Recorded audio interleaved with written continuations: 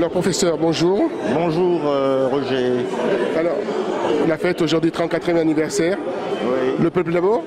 Le peuple d'abord. Le peuple d'abord, c'est au peuple que nous devons penser. Nous devons en tout cas honorer les sacrifices de notre peuple pour ce qu'il a voulu que le pays soit. Un pays démocratique, un pays qui respecte la loi, un pays qui respecte les règles, un pays dans lequel tout le monde a droit à la parole et à la liberté de pensée et de parole. Alors quand on parle de liberté de pensée, les cadres de l'UDPS ont pensé que la famille Tshisekedi devait être poursuivie. Quel est le mien pour rapport à ça? Mais je crois qu'il est normal que les cadres de l'UDPS aient pensé à cette chose-là, puisque tous à l'UDPS, nous sommes égaux. Et il ne doit pas y avoir de privilèges à l'UDPS. Et surtout, on doit savoir que les règles doivent être respectées. Nous sommes dans une organisation structurée, une organisation qui a des règles, qui a ses lois, donc il y a ses statuts.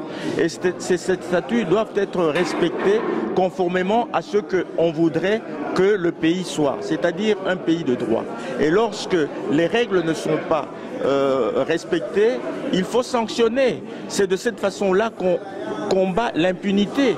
Si on laisse les choses se faire comme de façon désordonnée, de façon sauvage, on ne pourra jamais être à même de mettre un état de droit au Congo tel qu'on le voudrait à l'UDPS. Et pourtant, c'est ça l'objectif que poursuit l'UDPS et que est son slogan, l'état de droit, le respect des textes. Vous partez vers un clash? Mais nous souhaiterions que les gens se repentissent et qu'ils comprennent qu'ils ont commis l'erreur.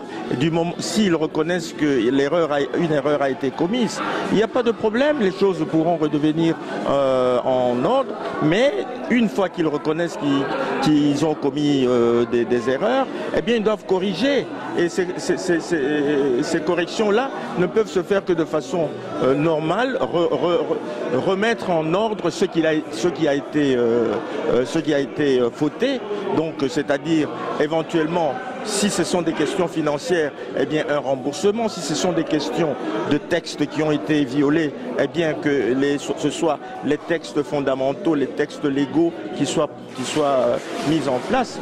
Et de cette façon-là, bon, il n'y aura pas de clash. Mais si ces choses-là ne sont pas remises dans l'ordre, évidemment, ceux qui auront été éventuellement condamnés pourront payer le prix de la condamnation, bien sûr. Vous tendez une perche? Mais écoutez, ce n'est pas une perche, mais c'est tout à fait normal, puisque la question est judiciaire actuellement, puisqu'il y a des plaignants. L'UDPS, en tant que parti, a porté plainte. Si elle a porté plainte avec constitution de parti civil, c'est justement pour que la correction soit apportée par la justice. Et cette correction-là, j'espère en tout cas que ceux qui sont accusés en justice vont s'en rendre compte et qu'ils vont faire le nécessaire pour que les choses redeviennent normales. Puisque c'est vraiment ça, il faut que le parti entre dans ses droits et retrouve sa virginité originelle, celle qu'elle a toujours préconisée jusqu'à présent. C'est-à-dire un parti pur, un parti de parole, un parti de respect des règles. Vous subissez des menaces? Ma dernière question. Mais de menaces, non, il n'y a pas de menaces, mais il y a eu évidemment des menaces. Ou des pressions? Des pressions, il y a toujours des pressions, pas directement personnellement, mais je pense que l'autre camp n'est pas du tout content de ce qui se passe et sans doute qu'il y a des pressions qui se font de façon indirecte.